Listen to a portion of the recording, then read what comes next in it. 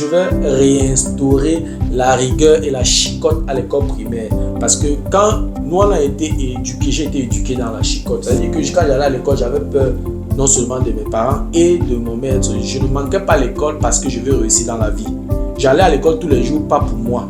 J'allais à l'école parce que j'avais peur de mes parents, parce qu'ils devaient me chicoter. J'avais peur de manquer parce que le lendemain, mon maître devait me chicoter. Donc j'allais à l'école, c'est très très tard, peut-être en 4e, 3e, que j'ai su que j'allais à l'école pour moi.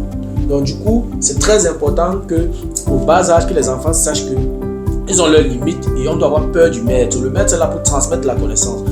De nos jours, on voit des enfants au lycée en train de battre sur leur professeur, violer leur professeur, poignarder leur professeur, d'autres ont tué même leur professeur, ça n'a aucun sens. Donc, je suis pour qu'on réinstaure un peu plus de rigueur et la chicotte à l'école primaire, n'est-ce pas, pour dire à l'enfant que attention, passez là-haut, passez la ligne rouge, dès qu'il traverse ça, il doit être chicoté. Oui, parce que généralement, l'Africain par essence apprend dans la douleur, il faut le dire.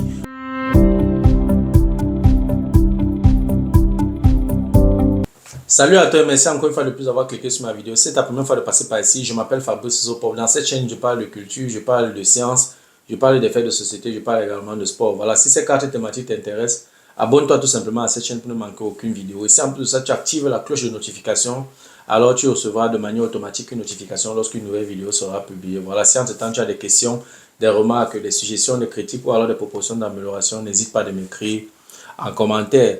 Un like me ferait énormément plaisir. Voilà, dans la vidéo d'aujourd'hui, je vais parler de politique. Voilà, j'ai eu à échanger avec un militant très engagé d'un parti politique dont je vais taire le nom ici. Nous avons eu cet échange, c'était vraiment très riche et voilà, je lui ai dit ce que je pense. Il m'a posé une question très pertinente que j'aimerais partager avec toi dans la vidéo d'aujourd'hui. Il m'a posé la question de savoir, oui, tu parles beaucoup, tu as de bonnes idées, tu as de bons arguments et tout. Si toi, tu es président de la République du Cameroun, que ferais-tu? Quelles sont les réformes que tu vas mettre sur pied pour que le Cameroun se développe? Alors, c'était une question très pertinente. Je lui ai dit ce que je pensais. C'est vrai que ce que je vais développer dans la vidéo d'aujourd'hui, je ne lui ai pas parlé de tout ça, mais j'ai abordé quand même voilà, quelques points qui me venaient en tête à l'instant T là. Donc, j'ai dit, ok, je vais donc faire une vidéo là-dessus. Donc, mon message d'aujourd'hui s'adresse non seulement aux Camerounais, mais aussi aux différents leaders politiques qui ont posé leur candidature pour la prochaine élection présidentielle. Donc, j'attire l'attention des Camerounais qui regardent cette vidéo. Voilà, il faut tenir compte de tous les éléments que je vais aborder dans la vidéo d'aujourd'hui. Ça va vous aider à choisir votre leader. C'est très important. Donc, oui, je me suis assis vraiment, je me suis préparé. J'ai apporté plusieurs points, plusieurs réformes que je pourrais mettre sur pied si je suis président de la République. Si tu veux en savoir plus, reste scotché. La suite, juste après le générique.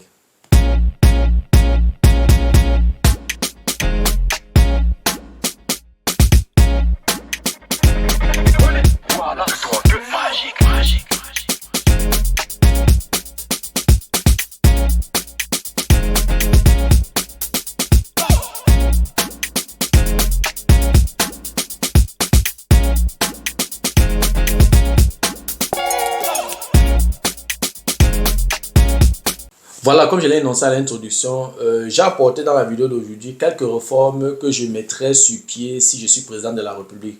Déjà, je ne suis pas candidat aux élections présidentielles, donc vraiment, je veux me mettre dans la peau, n'est-ce pas, d'un leader politique parce que c'est une question que militant engagé m'a posé et je lui ai répondu. J'ai donc travaillé sur cette thématique et j'ai voulu partager avec toi dans la vidéo d'aujourd'hui pour que ça t'aide donc de référence pour le choix de ton candidat. Donc, si moi je suis président de la République, j'ai plusieurs réformes que je vais implémenter. La première réforme, c'est que je vais fermer toutes les églises réveillées au Cameroun.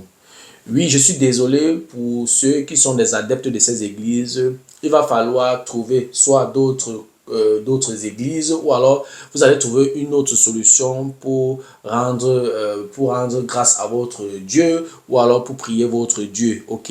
Mais les églises réveillées, je vais toutes les fermer. Pourquoi? Parce que les églises réveillées, n'est-ce pas, distraient les Camerounais, abrutissent les Camerounais, empêchent les Camerounais de dormir avec les cris toutes les nuits et en plus de ça, les églises réveillées vide les poches des Camerounais parce que ça ne coûte pas moins cher. C'est-à-dire qu'il faut seulement arriver dans une église réveillée pour voir. Il y a une histoire, il y avait un pasteur d'église réveillée qui vendait les mouchoirs qu'on vendait normalement. Le paquet de 10 à 100 francs, monsieur vendait le mouchoir à l'intérieur à, je ne sais pas, c'était 1000 francs, c'était combien, je ne sais pas. Mais de toutes les façons, les pasteurs des églises réveillées se font beaucoup d'argent et ces églises vident les poches des Camerounais. D'abord, des poches qui sont d'abord déjà vides. Et ils viennent encore, malgré le fait qu'il n'y a pas grand chose dans leur poche, ils viennent encore prendre le peu qui est à l'intérieur. Donc c'est incroyable. Donc je vais fermer les églises réveillées pour que les Camerounais se concentrent sur ce qui est important. Ça, c'est la première réforme. Oui, certaines personnes vont me dire que c'est radical, mais je vais dire, il va falloir poser des actes forts si on veut avancer. Tu ne peux pas manger les œufs, tu ne peux pas manger les omelettes sans casser les œufs, c'est impossible. Donc je vais fermer les églises réveillées. Ça, c'est la première réforme. La deuxième réforme, je vais réglementer les bars et les snacks. Quand tu arrives dans tous les quartiers, entre une maison et une autre, il y a un bar. Donc, c'est grave. Donc, je vais réglementer. Je ne vais pas fermer les bars, oui. Je ne vais pas fermer les bars, mais je vais réglementer les ouvertures. Ça veut dire que quoi, les bars et les snacks seront ouverts, n'est-ce pas, de dimanche à jeudi jusqu'à minuit. Ok, le bar ou le snack qui est ouvert après minuit de dimanche à jeudi va payer les pénalités. Et comme j'ai dit, la meilleure façon de faire du mal à quelqu'un, c'est de toucher son porte-monnaie. Ok, donc de dimanche à jeudi, les bars et les snacks sont ouverts jusqu'à minuit. Et le vendredi, c'est le week-end, on peut ouvrir donc jusqu'à 6 heures, samedi, même jour. Et dimanche, minuit, ça doit être fermé. Il faudrait que les Camerounais, quand ils vont au travail, qu'ils ne soient pas sous. On ne peut pas développer un pays avec des personnes qui sont sous. Ok, quel est le rendement ou alors quelle productivité peut apporter un citoyen quand il est sous? Ce n'est pas possible. Ton cerveau fonctionne à 70% ou à 80% lorsque tu as consommé de l'alcool. Ce n'est pas bien. Je veux dire, ce n'est pas productif. Donc oui, il faudrait qu'un Camerounais, pour qu'on bâtisse, ou alors pour que je puisse implémenter mon projet de société, il va falloir que j'ai des Camerounais qui sont éveillés pendant qu'ils sont au travail. Ok? Donc oui, les snacks et les bars, et les ouvertures et les fermetures des snacks et des bars seront réglementées. Ok? Ça, c'était la deuxième réforme. La troisième réforme, je vais mettre sur pied une cellule de réflexion pour l'implémentation d'une langue nationale. Il n'y a aucun pays sérieux au monde qui n'a pas sa langue. Un pays qui se respecte a sa langue. La Chine, l'Allemagne, la France, la Suède, tous les pays qui se respectent, l'Italie, chaque pays a sa langue. Ils sont tous dans l'Union européenne. Il y a combien de pays dans l'Union européenne? Il y a plusieurs pays dans l'Union européenne, mais chaque pays a sa langue. Chaque pays a sa langue. Donc oui, ça va prendre du temps parce que ce que je dis là, ce n'est pas un truc qu'on va faire en 5 ans, ça va se faire sur plusieurs années. Je pense même que pour vraiment finalement implémenter une langue nationale, surtout dans un pays aussi complexe comme le nôtre, où on a près de 300 langues, 300 tribus, c'est pas évident. Donc on va choisir parmi ces langues peut-être 5 qui vont concourir, et puis à la fin on va choisir une qui sera dans la langue nationale, et on va choisir une langue qu'on peut facilement développer. Oui, ça peut prendre même 50 ans. Donc l'idée c'est de commencer, même si je viens là pour 3 mandats, 3 fois 7, 21 ans, celui qui va me remplacer, donc on va continuer donc, avec ce projet. Parce que si j'ai à travailler sur ce projet pendant 21 ans, il ne va pas venir la 22e année changer tout, je ne pense pas. Donc oui, je vais mettre donc cette cellule sur pied là qui va travailler sur l'implémentation, n'est-ce pas, d'une langue nationale. Ça, c'était la troisième réforme. La quatrième réforme, c'est l'implémentation d'une sécurité sanitaire pour tous. C'est-à-dire que quoi? Je vais instaurer le système d'assurance. C'est un peu comme ça se passe dans les pays développés. C'est-à-dire que c'est vrai, au début, ça sera difficile. Il va falloir qu'au début, que j'injecte de l'argent, je dois subventionner. OK? Donc, oui, je vais devoir le faire, mais pour un temps, pour un début, ça sera difficile, mais sur la durée, plus les personnes vont souscrire, plus ce sera gérable. Parce qu'en fait, l'assurance fonctionne un peu comme la tontine chez les Bamileke, par exemple. Ça veut dire que quoi, nous sommes 50, on cotise pour une personne. Il bouffe, il résout ses problèmes avec, et puis le prochain mois, on va cotiser pour l'autre. C'est un peu comme ça. Donc oui, il y a une caisse où on met de l'argent, tout le monde met de l'argent chaque mois, mais il faut se rassurer que si tu as ta carte d'assurance, que tu payes vraiment tes frais d'assurance chaque mois. Et maintenant, on suppose que s'il y a 100 personnes et que ces 100 personnes tous cotisent par mois, ok, et que par mois, on suppose que 10 des 100 personnes sont malades, on prend l'argent que les 100 ont cotisé pour soigner les 10 personnes, ainsi de suite. Au début, ça va être difficile, il va falloir que mon gouvernement ou alors que je prenne des recettes de quelque part pour subventionner ça, pour que ça fonctionne. Donc, si je me projette peut-être sur 10 ans, je dis que, ok, je commence aujourd'hui, dans 10 ans, il faudrait que ce système d'assurance soit vraiment opérationnel. Je le fais. Au début, je vais mettre de l'argent dedans, je vais pomper les capitaux à l'intérieur pour que ça fonctionne parce que, premièrement, tout le monde ne sera pas encore suffisamment éduqué pour souscrire cette assurance-là. Tout le monde n'aura pas la capacité financière pour souscrire cette assurance-là, mais il va falloir commencer quelque part. Donc, oui, ça, c'était la 4e réforme que je vais implémenter si je suis président de la République. La 5e réforme, je digitalise tous les péages. C'est-à-dire qu'il faut arriver au péage pour voir à quel point l'État camerounais perd de l'argent. C'est-à-dire que, je prends un exemple simple, si j'arrive devant le péage, je donne les 500 qu'on demande et puis je ne prends pas le ticket. Il va pas mettre ces 500 francs CFA dans ses poches puisque on fait les comptes avec le nombre de tickets vendus. Donc, s'il y a 50 personnes qui ont donné les 500, n'ont pas pris les tickets, ça veut dire qu'il va prendre les 50 personnes à multiplier par 500. Ça fait que l'État perd 500 500 francs fois 50 personnes. On est à 25 000 francs CFA. Je pense que c'est beaucoup. Ok, c'est une perte pour l'État camerounais. Donc, oui, je vais digitaliser le péage, si bien que je sais que si sur cette taxe, il y a 3000 voitures qui passent et que le péage, c'est 1000 francs, je sais déjà que 3000 fois 1000 francs, ça me fait 3 millions de francs CFA de recettes sur cette taxe par jour. Ok, si on multiplie par le nombre de péages du pays, on peut donc très vite calculer. Donc oui, c'est un manque à gagner pour le Cameroun si les péages ne sont pas digitalisés. Donc moi, dans mon gouvernement, dans mon projet de société, je digitalise les péages. Et en plus de ça, j'ai le contrôle sur mes recettes. Il n'y aura pas de fuite.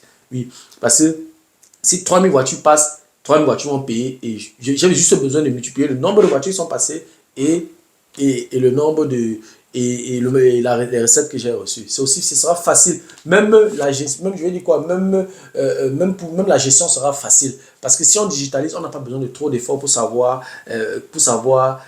quelle est la recette véritable. Donc ça, c'était la 6e réforme. La 7e réforme, je vais créer un département de la diaspora dans le ministère des Relations extérieures, très important. Et toujours dans le même ministère des Relations extérieures, je vais instaurer la banque de la diaspora, c'est-à-dire que c'est une banque où la diaspora pourra mettre de l'argent à la disposition peut-être de certains projets au pays. Si par exemple, un Camerounais est aux États-Unis et il veut peut-être ouvrir une industrie au Cameroun et il a besoin peut-être de transférer, je ne sais pas moi, 100 millions de francs CFA, que cette banque-là soit disponible déjà pour recevoir cet argent et pour lui permettre de venir retirer cet argent sans toutefois payer les frais, sans toutefois souffrir pour retirer et tout. Parce que il faut aller un peu à monnaie grande dans un quartier là, tu dis que tu veux retirer 5 millions de francs CFA. Tu auras toutes les difficultés du monde. Or, on veut développer un pays où pour retirer 5 millions de francs CFA dans une microfinance, c'est difficile. On veut développer le pays comment? Si on n'a pas accès à la liquidité. Donc, du coup, je vais donc instaurer la banque de la diaspora dans le ministère des Relations extérieures. Il y aura un département uniquement pour la diaspora, pour réfléchir sur les projets de la diaspora, comment faire pour que la diaspora, n'est-ce pas, investisse et tout. Oui, je compte donc implémenter ce projet-là. Donc, ça, c'était la 6e réforme. Et je dois encore préciser que dans cette optique-là, je vais également faciliter, n'est-ce pas, le climat des affaires pour la diaspora. Donc, si la diaspora a une quelconque doléance, alors ils vont passer par ce département-là. Et de la même façon, je vais instaurer quelques places, n'est-ce pas, à l'Assemblée nationale pour la diaspora. Parce qu'il faudrait que la diaspora ait son mot à dire. Oui, je vais dire, je ne peux pas avoir l'opportunité, n'est-ce pas, de profiter de l'expertise de quelqu'un et de son capital. Je le laisse, je dois le draguer, je dois le flatter. Et c'est ça la diaspora. Je ne suis pas en train de dire ici que les nationaux ne sont pas compétents. Attention, ils sont très compétents. Mais je dis, les ressortissants de la diaspora se frottent avec les meilleurs à l'extérieur ils ont accès aux capitaux, ils ont accès à l'innovation, à la technologie et tout. Et ça facilite le transfert de technologie. Donc, du coup, c'est une occasion en or pour les gouvernements d'avoir la diaspora. Donc, oui, je vais tout faire pour faire rentrer la connaissance. C'est-à-dire que quoi? Dans ce département-là, normalement, même je réfléchissais même à un ministère, mais ce sera trop grandiose parce que je suis dans l'optique de réduire le train de l'État. Donc, s'il y a un quelconque projet où un membre de la diaspora est concerné, ça va se traiter dans ce département-là. Donc, ça, c'était la 6e réforme. La 7e réforme, je vais lancer un vaste projet de construction des infrastructures routières. Oui, ça je vais dire, les routes, c'est l'une des choses les plus importantes pour le développement économique d'un pays. Donc oui, je vais tout faire pour instaurer, donc pour mettre sur pied ce projet de construction des infrastructures routières. Lorsque j'étais encore au lycée, mon professeur d'histoire-géographie me disait que là où la route passe, le développement suit. C'est un fait. Donc oui, je vais mettre l'accent, ça sera l'un de mes projets prioritaires, c'est-à-dire le développement des infrastructures routières. Ça va coûter de l'argent, mais je vais m'endetter pour ça. Je vais dire, nous ne sommes pas plus endettés que les États-Unis. Quand on regarde la dette des États-Unis, on regarde la dette du Cameroun. En fait, le Cameroun n'est pas endetté. Donc, on va s'endetter pour construire notre pays. Le problème, ce n'est pas la dette. Le problème, c'est ce qu'on en fait. Si on s'endette pour vraiment construire des infrastructures routières qui vont booster l'économie de notre pays, où est le problème? Il n'y a aucun problème. Donc, oui, je vais aller dans cette direction-là. Ça, c'était la 7e réforme. La 8e réforme, je vais également mettre sur pied un vaste projet de production d'énergie électrique et tout le reste. Parce que nous avons un pays où tous les départements sont des cours d'eau. C'est-à-dire que tous les départements, il y a un cours d'eau dans chaque département et chaque département a le nom d'un cours d'eau. Ce n'est pas concevable qu'on n'ait pas d'énergie, qu'on n'ait pas d'électricité. Et je n'ai même pas besoin de créer de nouvelles infrastructures. On a assez d'infrastructures au Cameroun. Il faut seulement il faut seulement les assainir et puis voilà, tout faire pour optimiser et augmenter les rendements. Mais sinon, avec tous les barrages hydroélectriques que nous avons au Cameroun, c'est largement suffisant. On a le vent, on a le vent qui souffle, on a le soleil et tout. On peut exploiter tout ça là pour produire de l'énergie aux Camerounais et vendre le reste. Oui, on a assez de potentiel pour produire et ravitailler les Camerounais à l'intérieur et vendre ça aux étrangers ou aux pays voisins. Ça va également booster notre PIB vers l'avant. Oui. Donc, c'est un projet qui me tient également à cœur. On ne peut pas industrialiser un pays sans énergie. Ça n'a aucun sens. Donc, oui, je vais mettre l'accent sur la production d'énergie en utilisant les infrastructures qui existent déjà. Ça, c'était la 8e réforme. La 9e réforme, je vais également mettre sur pied un vaste projet d'assainissement des dispositifs pour l'approvisionnement des populations en eau potable. Les populations camerounaises ont des problèmes d'eau.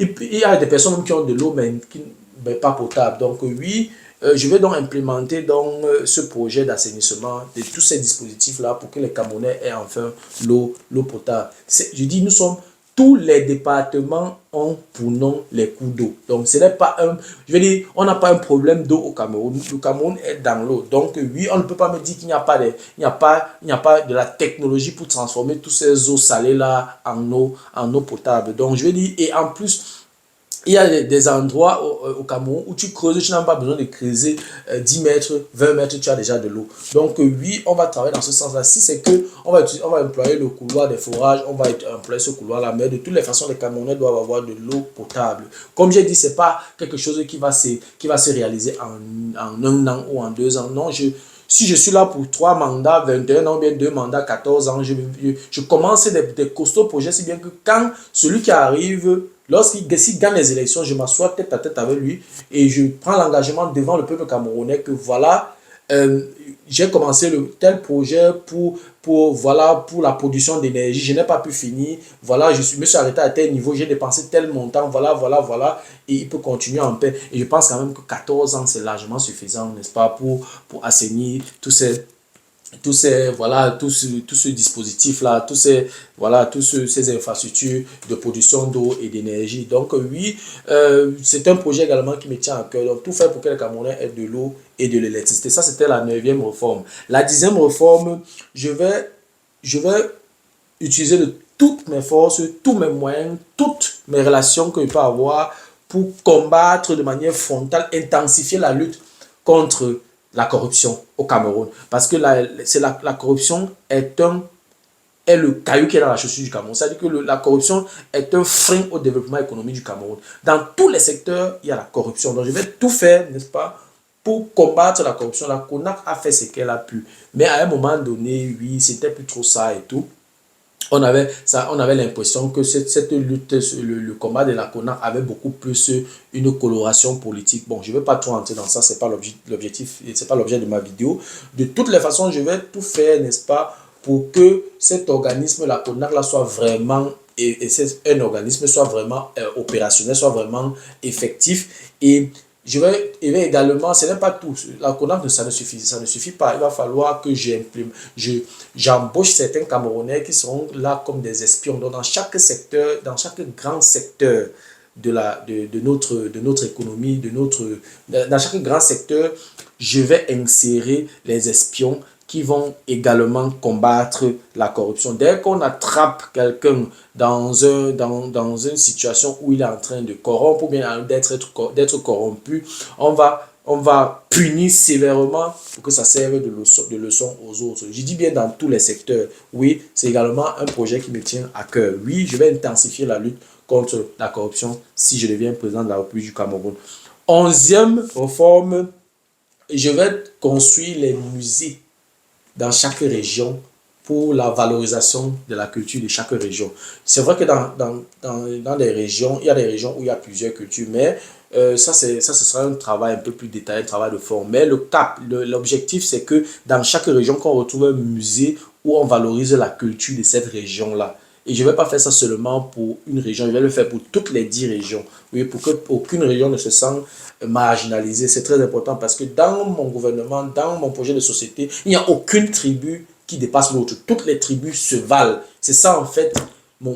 Je veux un vivre ensemble, pas seulement sur les lèvres, pas seulement comme slogan, mais un vivre ensemble effectif. Oui, c'est pour ça que dans chaque région, je vais faire construire un musée où on va faire valoriser nos cultures. Donc, au lieu d'aller faire les églises réveillées par-ci, par-là, non, tout cet espace-là, on va utiliser pour valoriser nos cultures. Oui, il va falloir que lorsqu'un étranger arrive dans notre pays, et qui veut découvrir par exemple la culture Fulbe, il s'en va dans leur région, il découvre la culture. Donc, en fait, j'ai envie d'avoir des références culturelles au Cameroun. Et comme nous avons 10 régions, il y aura donc 10 références culturelles. Donc, à travers ces musées, donc, on va découvrir à peu près ce que c'est notre culture. C'est très important et ça va booster le tourisme. C'est très, très important. Oui, donc ça c'était donc la 11e réforme. La 2e réforme, je vais mettre sur pied des mécanismes de lutte brutale contre le tribalisme. Parce que le tribalisme est un frein pour le vivre ensemble. Le tribalisme est un frein pour l'émancipation économique d'un pays. Parce que quand quelqu'un est tribaliste, il va faire comment pour cohabiter? On est déjà, je veux dire, le Cameroun... de par sa diversité culturelle, ne peut pas se permettre le tribalisme. On a combien de tribus? Ce n'est pas possible. Et actuellement, les tribus sont mélangées. Nous avons les Bassa qui épousent les Bamileke, nous avons les Ekang qui épousent les Bassa, les Ekang qui épousent les Douala. C'est un mélange total. Donc, ce n'est plus possible. Donc, du coup, il va falloir combattre le tribalisme avec beaucoup de rigueur. Et je vais tout faire pour mettre des mécanismes solides, n'est-ce pas, pour combattre le tribalisme. Donc les personnes comme M. Elie Bilobert ne vont plus poser ce genre d'actes. Si tu marginalises une communauté en public, alors tu seras réprimandé. Si on ne te donne pas quelques semaines d'emprisonnement, on va toucher ton porte-monnaie. Tu auras des amendes. Oui. C'est la seule façon pour moi de mettre un terme, n'est-ce pas, aux guerres tribales. Ça, c'était la 12e réforme. La 13e réforme, si je suis président de la République, je vais tout faire pour réduire le nombre de ministères. Il y a tellement de ministères. Il y a certains ministères où on peut mettre ensemble. Il y a trop de ministères. Je vais dire, c'est trop, ça coûte trop cher aux contribuables camerounais. Donc, du coup, je vais tout faire pour réduire de moitié. C'est-à-dire que s'il y a 50 ministères au Cameroun, je vais réduire ça de moitié. C'est-à-dire à 25 ministères, il y aura des ministères que je vais mettre ensemble. Donc, il y aura des ministères que je vais mettre ensemble pour réduire le train de vie de l'État. C'est très important. Et là, ça va permettre à l'État d'épargner et se concentrer sur des projets un peu plus intéressants. Donc, ça, c'était la 13e réforme si je suis président de la République. La 14e réforme, c'est la décentralisation. Je vais tout faire pour implémenter la décentralisation de manière véritable. Parce que tous les problèmes qu'on a aujourd'hui dans la zone anglophone, c'est parce que la décentralisation n'a pas vraiment été effective. Donc, si une communauté urbaine doit attendre l'accord de Yaoundé pour pouvoir fermer un nid de poule à Bamenda, c'est très compliqué. Donc, il va falloir un peu déléguer. Donc, la décentralisation dans mon gouvernement sera effective. Et en plus de ça, ça me donne moins de travail. Je ne peux pas chercher à résoudre les problèmes dans les fins fonds des quartiers. Je délègue ça pour m'occuper sur ce qui est stratégique. J'ai besoin d'avoir de la lucidité, d'avoir de l'énergie, d'avoir la force pour me concentrer sur des costauds projets, sur des projets stratégiques. Les constructions de routes dans les sous-quartiers et tout, je peux déléguer ça. Oui, donc oui, dans mon gouvernement, je vais implémenter la décentralisation de manière véritable. Ça, c'était la 14e réforme. La 15e réforme, lorsque certains étrangers veulent investir au Cameroun, je vais exiger les étrangers, n'est-ce pas, d'embaucher au moins à 50% les Camerounais. Ça veut dire que leur effectif doit être à 50% les Camerounais. Oui. Donc, si un Chinois, un Libanais, un Indien, un Pakistanais ou un Turc vient ouvrir une entreprise au Cameroun, s'il veut embaucher 20 ouvriers, 20 employés, je l'exige, n'est-ce pas, à embaucher 10 Camerounais. C'est un fait. Ça, c'est la condition avant qu'il n'ait l'autorisation d'ouvrir son entreprise. Oui. C'est la seule manière, n'est-ce pas, pour combattre le chômage au Cameroun. Et le dire seulement ne suffit pas. Il va falloir également mettre les pendules à l'heure. C'est-à-dire qu'il va falloir reformer l'éducation et former les enfants pour être, n'est-ce pas, aptes, n'est-ce pas, à pouvoir travailler dans ces entreprises-là. Les enfants doivent être formés en fonction des défis de notre pays. Et tout. On ne va pas seulement aller former les docteurs, les professeurs et tout le reste. Donc, de toutes les façons, je vais tout faire pour que les étrangers qui viennent investir dans notre pays, n'est-ce pas, embauchent les Camerounais à 50%. Ça, c'était la 15e réforme. La 16e réforme, je vais tout faire pour réorganiser le foncier.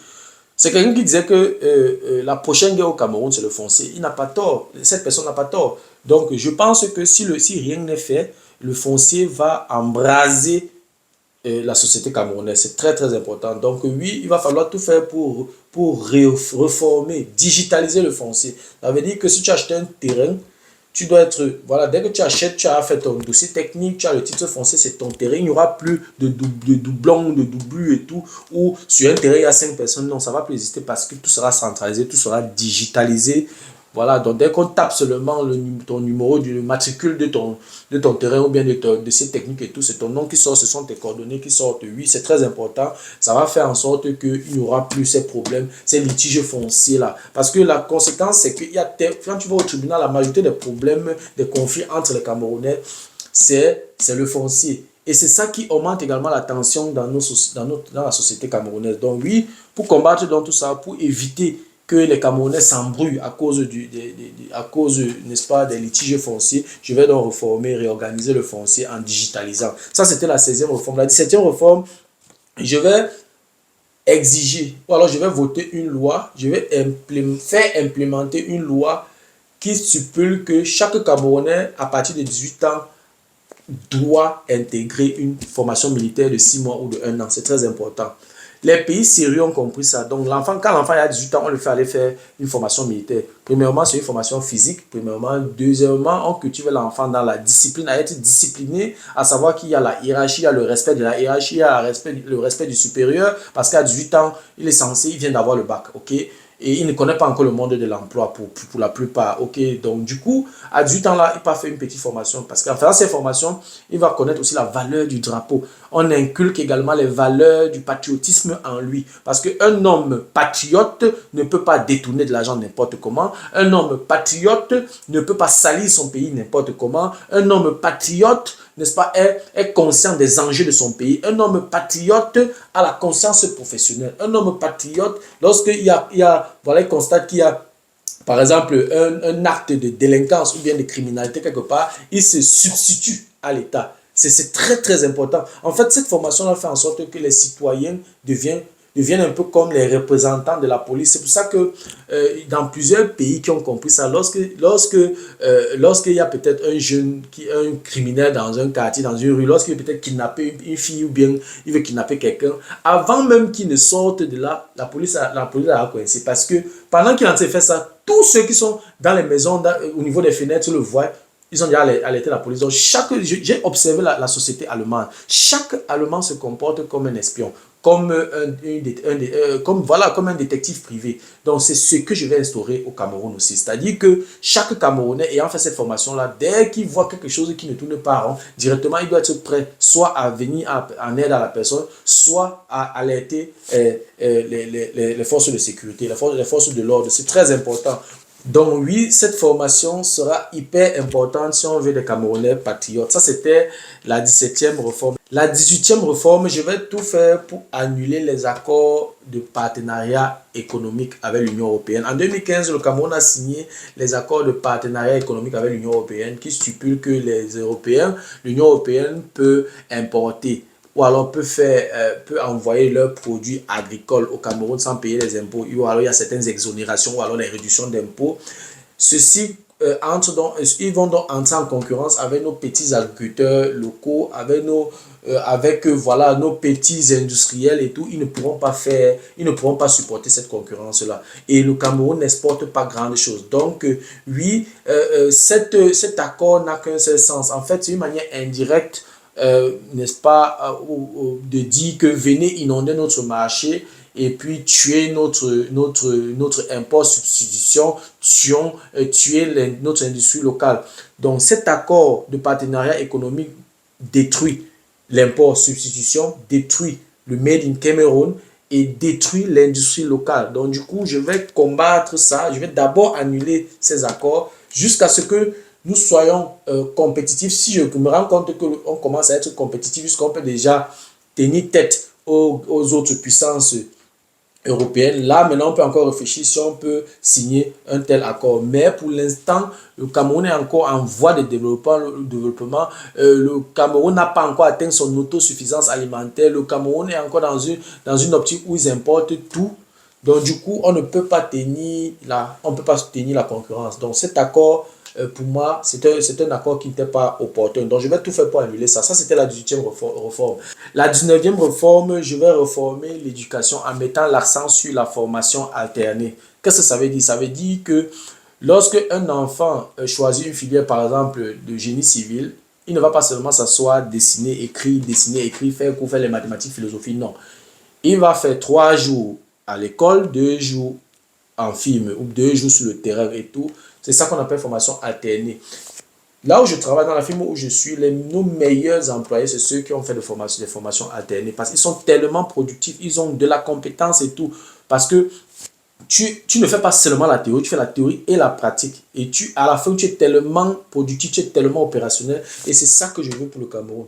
Quel que soit le domaine, ça doit être alterné. Ça ne sert à rien de fatiguer le cerveau des enfants avec l'histoire, géographie, l'éducation civique et tout. Le Cameroun a besoin des Camerounais qui vont retrousser les manches, travailler. Le Cameroun a besoin des ouvriers. Le Cameroun a besoin des techniciens qui vont développer le Cameroun. Donc, pour l'instant, on n'a pas besoin des professeurs, des docteurs, oui, pour enseigner. Mais pour bâtir le Cameroun, on a besoin de la main-d'œuvre, on a besoin des ouvriers, on a besoin des techniciens. Donc, oui, je vais instaurer donc, la formation alternée dans l'éducation au Cameroun si je suis président de la République. 20e réforme, je vais mettre sur pied une cellule de réflexion pour l'implémentation d'une nouvelle monnaie.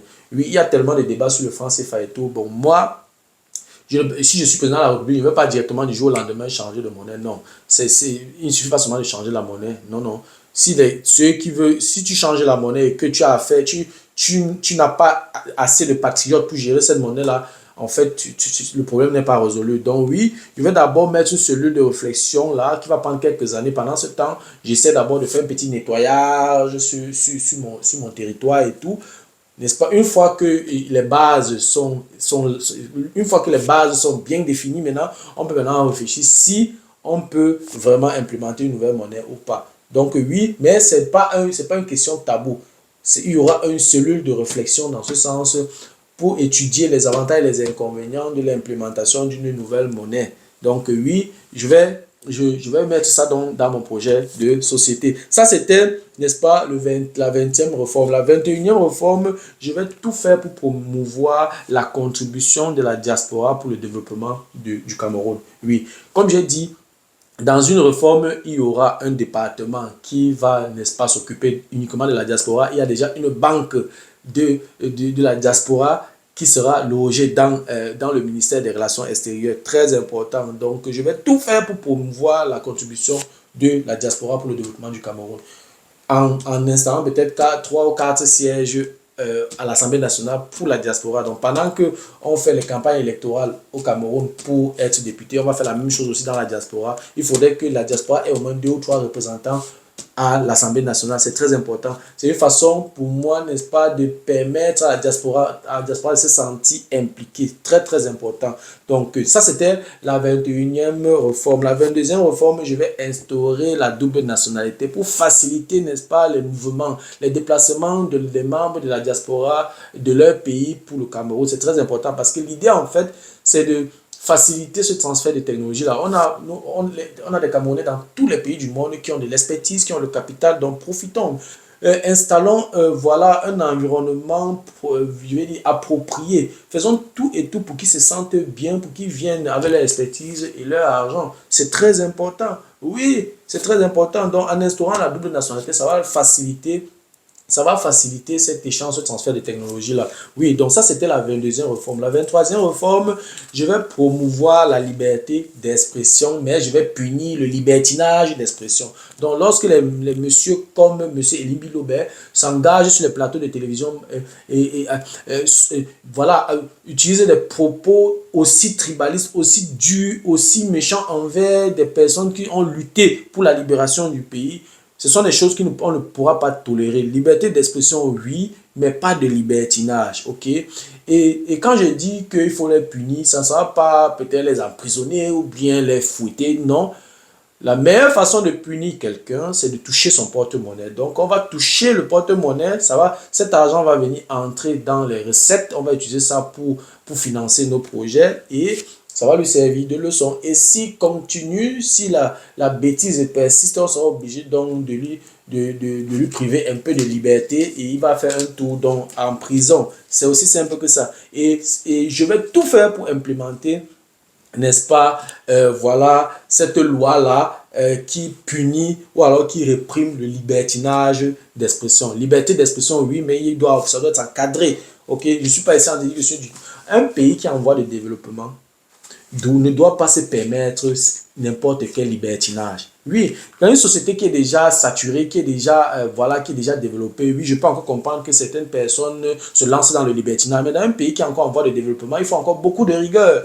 Il faut beaucoup de rigueur. On ne peut pas se permettre certaines choses. Sinon, on ne pourra jamais sortir la tête de l'eau. Donc oui, ça c'était la 23e réforme. La 24e réforme, je vais tout faire dans mon pays, ou alors si je suis président de la République, il me faut moins de docteurs, moins de professeurs. Ça ne veut pas dire qu'il ne faut pas de professeurs et de docteurs, parce qu'il faut des enseignants à l'université. Mais il me faut moins de docteurs, moins de professeurs, mais plus de techniciens et plus d'ouvriers. Je ne peux pas bâtir, je ne pourrais pas bâtir mon pays, construire les routes, développer l'agriculture. J'ai besoin des jeunes dynamiques forts et des ouvriers. J'ai besoin des techniciens. Ok?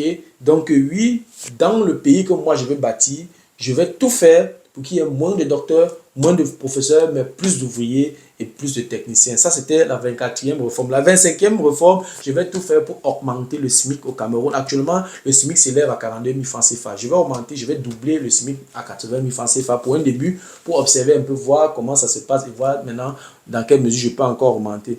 Quand on dit augmenter le SMIC, on voit toujours ça mal que oui, ça va être un poids pour les entreprises. Non, ça ne va pas être un poids pour les entreprises parce qu'en fait, c'est une boucle. En fait, plus les Camerounais ont de l'argent, plus ils ont le pouvoir d'achat élevé, plus ils dépensent aussi. Ok, il y a des Camerounais par exemple qui ne peuvent pas se permettre un certain luxe, ils ne peuvent pas se permettre par exemple de s'acheter les spaghettis pour préparer à la maison et tout. Pourquoi? Parce que le salaire est bas.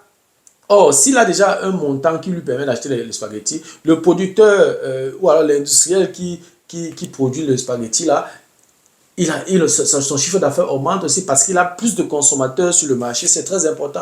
Donc le fait d'augmenter le SMIC, c'est pas seulement voilà, c'est pas seulement une charge pour, c'est pas une charge en tant que telle pour l'entreprise. Le SMIC du Camerounais augmente, ses impôts vont aussi augmenter et l'État aura aussi plus de recettes et l'État va aussi répondre voilà, aux défis de la nation. Donc oui, ce n'est pas, je veux dire, le fait d'augmenter le SMIC, c'est pas négatif pour les entreprises, mais c'est pour tout le monde, c'est un tout. Parce qu'on veut une société qui fonctionne. Et pour que ça fonctionne, il faut qu'il y ait des consommateurs.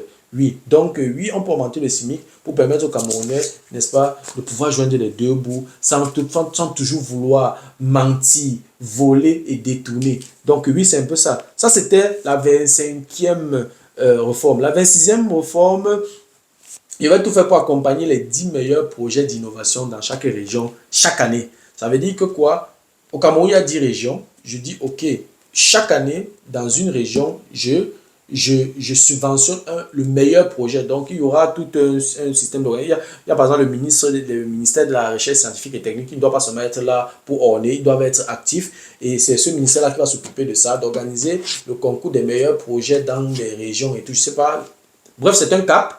Il va falloir donc s'asseoir sur le projet et puis réaliser ce projet-là. Et chaque année, j'accompagne un projet. Si bien qu'après un an, je dois me rassurer que j'ai accompagné 10. Sur 5 ans, ça veut dire que j'ai accompagné 50 projets. Si parmi les 50, 10 sur les 50 aboutissent, c'est pour le profit de tout le monde.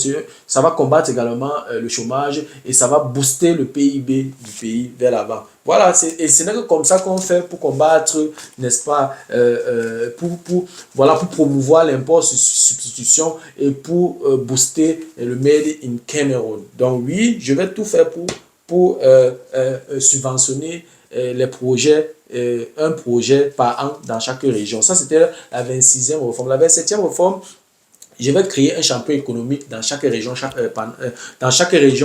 5 ans. Ça veut dire que quoi? Après 5 ans, je dois avoir 10 champions économiques dans chaque région. Il faudrait que ce soit équilibré. Okay? Dans chaque région, il doit y avoir un champion, quel que soit le domaine.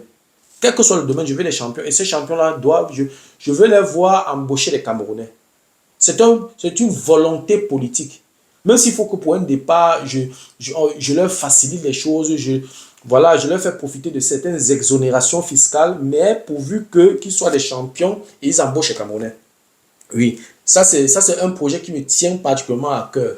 Donc, si je suis président de la République, je vais tout faire donc pour que dans chaque région, chaque 5 ans, qu'il y ait un champion. Ça veut dire que quoi, si je suis là, peut-être pour 3 mandats de 21 ans, dans 21 ans, on a 5 ans, 4 fois. Ça veut dire que chaque 5 ans, j'ai 10 champions. Avant que mon mandat ne finisse, après 20 ans, j'aurais fait 4 fois 10 champions. Ça veut dire que j'aurai en tout 40 champions. Donc, si je laisse le Cameroun avec 4 champions économiques, je pense que j'aurais écrit mon nom dans l'histoire du Cameroun. Oui. Donc, c'est un projet qui est très, très intéressant. C'est une réforme que si je suis président de la République, je ne vais pas manquer d'implémenter. C'est ce que M. Amadou Ahidjo a fait. Quand on regarde les photos Victor, les Kadji de Fosso et tout ça, les Fokou et tout ça, ce sont des champions que M. Amadou Ahidjo a, bon, je ne vais pas dire a créé, mais à un moment donné, il a facilité les choses pour permettre à ces champions économiques, n'est-ce pas, voilà, de donner le travail aux Camerounais. Oui, donc ce n'est pas comme si je viens inventer, c'est quelque chose qui a d'abord existé, mais cette fois-ci, je vais faire ça de manière plus rigoureuse. Chaque 5 ans, je dois avoir 10 champions. Ça, c'était la 27e réforme. La 28e réforme, je vais engager une lutte acharnée contre la contrefaçon, contre les boissons frélatées, contre les produits agricoles empoisonnés ou alors les produits agricoles périmés qu'on importe de tous les pays du monde. Non, je vais tout faire pour réglementer ça. Ça veut dire que l'organisme qui s'occupe des normes, qui s'occupe de la vérification de la qualité des produits qui arrivent au Cameroun va devoir être actif comme si moi je suis président de la République. Ok. Donc la contrefaçon, les boissons frélatées, les produits agroalimentaires empoisonnés ou bien périmés ne seront plus présents au Cameroun. Alors je vais tout faire pour combattre ça. Ça, c'était la 28e réforme. La 29e réforme, je vais promouvoir la transformation de matières premières au Cameroun. Cette histoire où on exporte seulement les matières premières, on a nos matières premières, on ne transforme pas, on envoie, on ne fait pas de la valeur ajoutée. On ne fait pas de la valeur ajoutée. Si on veut créer des emplois, si on veut booster notre PIB vers l'avant, si on veut combattre, si on veut promouvoir le Made in Cameroun, si on veut promouvoir l'import substitution, on va devoir transformer nos matières premières au Cameroun. Donc, je vais tout faire, n'est-ce pas, pour promouvoir la transformation des matières premières. Tout ça va ensemble avec le fait que je veux créer 10 champions, un champion dans chaque région, chaque 5 ans. Ça va également ensemble avec le fait que je vais subventionner chaque projet d'innovation dans chaque région, chaque année. C'est important. Je veux dire, ça va nous permettre de transformer nos matières premières, créer de la richesse sur place, créer de la valeur ajoutée et booster notre économie vers l'avant. Ça, c'était la 29e réforme. La 30e réforme, je vais également mettre sur pied la construction des logements sociaux pour la basse classe. Quand je parle de basse classe ici, je parle des orphelins, des veufs, des veuves, des étudiants, des sans-abri. Bref, tous ceux qui ont des problèmes et tout, il va falloir mettre des logements sociaux à leur disposition. Comment ça va se financer? Ça, c'est un autre débat. Ça ne sera pas gratuit. Il y aura donc une façon, parce que je vais dire quoi, ceux qui gagnent bien vont devoir aussi de temps en temps cotiser pour ceux qui ne gagnent rien ou alors qui gagnent très peu. Mais ça ne sera pas excessif comme certains pays en Europe. Donc, il va falloir essayer il va falloir essayer de faire attention pour qu'on ne tombe pas dans un pays complètement socialiste et puis ce sera donc contradictoire à l'essor économique d'un pays, parce qu'un pays qui est en voie de développement ne peut pas s'en sortir si le social est trop puissant. Donc le Cameroun est un pays en voie de développement, donc il faut faire très attention sur le côté social. Oui, on va venir en aide à ceux qui ont besoin d'aide, mais ça ne doit pas être exagéré, ça doit être vraiment bien organisé, bien encadré, pour qu'on ne tombe pas dans la paresse de certains Camerounais. Oui, je vais instaurer donc la construction des logements sociaux, et ce ne sera pas pour tout le monde. Il y a des petits jongleurs qui gagnent bien leur vie, mais qui veulent tout faire pour vivre dans les logements sociaux. Ça, il n'y aura pas. Donc oui, si je suis président de la République, je vais mettre sur pied donc ces logements sociaux-là. 31e réforme, je vais réinstaurer la rigueur et la chicotte à l'école primaire. Parce que quand nous, on a été éduqués, j'ai été éduqué dans la chicotte. Ça veut dire que quand j'allais à l'école, j'avais peur non seulement de mes parents et de mon maître. Je ne manquais pas à l'école parce que je veux réussir dans la vie. J'allais à l'école tous les jours, pas pour moi. J'allais à l'école parce que j'avais peur de mes parents, parce qu'ils devaient me chicoter. J'avais peur de manquer parce que le lendemain, mon maître devait me chicoter. Donc j'allais à l'école, c'est très très tard, peut-être en 4e, 3e, que j'ai su que j'allais à l'école pour moi. Donc du coup, c'est très important que, au bas âge, que les enfants sachent que ils ont leurs limites et on doit avoir peur du maître. Le maître est là pour transmettre de la connaissance. De nos jours, on voit des enfants au lycée en train de battre sur leurs professeurs, violer leurs professeurs, poignarder leurs professeurs, d'autres ont tué même leurs professeurs. Ça n'a aucun sens. Donc, je suis pour qu'on réinstaure un peu plus de rigueur et la chicotte à l'école primaire, n'est-ce pas, pour dire à l'enfant que, attention, voici la ligne rouge. Dès qu'il traverse ça, il doit être chicoté. Oui. Parce que généralement, l'Africain, par essence, apprend dans la douleur. Il faut le dire. Ok, ça, c'était la 31e réforme. La 32e réforme, je vais tout faire pour réduire le personnel dans les ministères. Quand il dit que je vais diminuer le nombre de ministères par 2, ça veut dire automatiquement que je vais réduire le personnel. Je vais réduire le train de vie des fonctionnaires camerounais et tout ce qui concerne les primes et tout, je vais également réduire. Au lieu de mettre peut-être à un directeur, par exemple, une Prado, je vais regarder peut-être une RAV4 et tout. De toutes les façons, tout faire pour qu'on économise, parce qu'on aura besoin d'argent donc pour la construction, par exemple, des infrastructures routières. Pour implémenter mon projet de société, j'aurai besoin d'argent. Pour cela, il va falloir épargner là où c'est possible. Ça, c'était la 32e réforme. La 33e réforme, je vais tout faire pour équiper les hôpitaux. Nos hôpitaux actuellement ne sont pas équipés. Donc, il va falloir reformer les hôpitaux. Il faut assainir les hôpitaux. Il faut équiper les hôpitaux. Ça va coûter de l'argent, mais on va s'endetter. Comme je l'ai dit, les États-Unis sont plus endettés que le Cameroun. Donc, du coup, voilà, si on prend de l'argent, si on s'endette pour de bonnes raisons, moi, je n'ai aucun problème avec ça. Donc, oui, on va s'endetter pour équiper nos hôpitaux pour que, n'est-ce pas, les Camerounais soient en santé pour pouvoir travailler pour bâtir leur nation. Ça, c'était la 33e réforme. La 34e réforme, je vais tout faire pour chercher, n'est-ce pas, les partenariats ou les financements pour la construction, n'est-ce pas, des transports communs. Par exemple, les bus, les trains. Et quand on parle de bus et les trains généralement fonctionnent avec l'électricité. Donc, il va falloir d'abord développer les infrastructures pour la production d'énergie. Et une fois qu'on a notre énergie en abondance, jusqu'à on vend déjà une partie dans un pays voisin, on va donc implémenter un vaste projet de construction, par exemple, des trams ou des trains qui vont permettre aux Camerounais de se déplacer sans problème, aller vaquer à leurs occupations. Et si les Camerounais peuvent se déplacer d'un point A à un point B vite, ça veut dire que c'est aussi comme ça qu'ils peuvent aller au travail vite et rentrer également vite pour bien se reposer et aller travailler encore. C'est comme ça, ce n'est que comme ça qu'on va faire pour bâtir notre nation. Nous sommes un pays en voie de développement, on a besoin d'une jeunesse dynamique. Donc oui, je vais tout faire, n'est-ce pas, pour construire voilà, pour assainir ou alors pour tout faire pour mettre sur pied un costaud projet, n'est-ce pas, de construction des transports communs. Ça, c'était la 34e réforme. La 35e réforme, je vais tout faire pour assainir les aéroports au Cameroun et particulièrement Cameco. Je vais injecter de l'argent, je vais financer, je vais investir dans Cameco pour rendre Cameco plus compétitive. Et quand je parle de compétitif, c'est-à-dire permettre à Cameco d'avoir accès aux avions de bonne qualité comme les Boeing 747 que Ethiopian Airlines a par exemple. On peut tout faire pour que Cameco ait aussi des Boeing 747.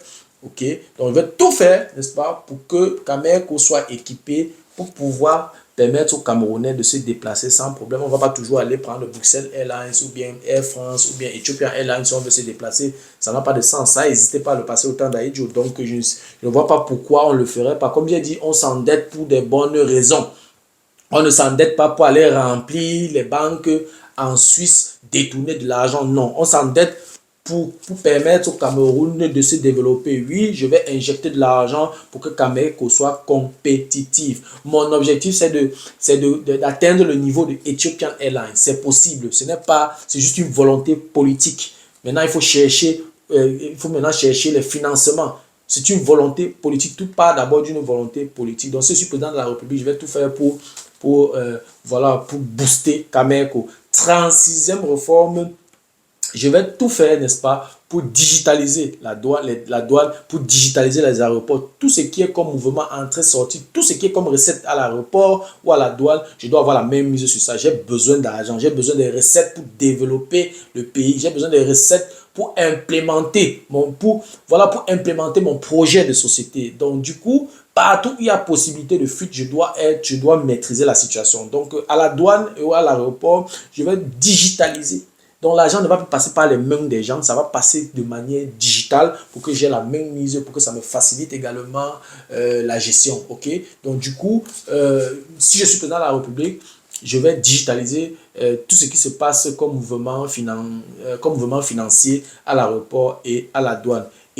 Et les scanners de la douane vont fonctionner, seront opérationnels parce que les scanners qui sont actuellement là sont là mais ne travaillent pas. Mais les scanners dans mon gouvernement vont fonctionner parce que je dois maîtriser la situation, je dois savoir partout où il y a de l'argent, il y a des recettes, je dois savoir combien entre et combien sort. Donc partout où il y a des recettes, je dois maîtriser la situation. Oui, je vais digitaliser les aéroports et la douane. Ça, c'était la 36e réforme.